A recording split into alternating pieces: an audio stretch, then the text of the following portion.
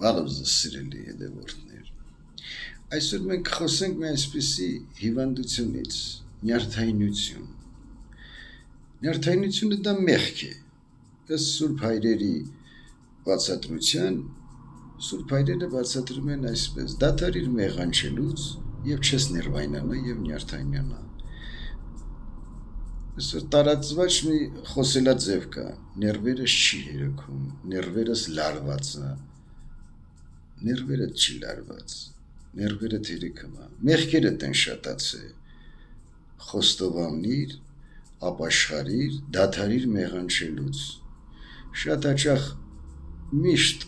ապաշխարում ենք, բայց նորից նույն մեղքերը գործում ենք, դադում ենք, բամբասում ենք, չարախոսում ենք, անիծում ու հայհոյում ենք, դրա համար էլ ներվայնանում ենք, նյարդայնանում ենք, այստեղից էլ գալիս են տարբեր հիվանդություններ, որպեսզի չհիվանդանաք, դադարեք մեղանչելուց, մի անիծեք, մի հայհոյեք, մի բամբասեք, մի չարախոսեք, մարդկանց մի չափեք, աղոթեք մարդկանց համար, Աստված ձեզ օգնական եւ պահապան լինի։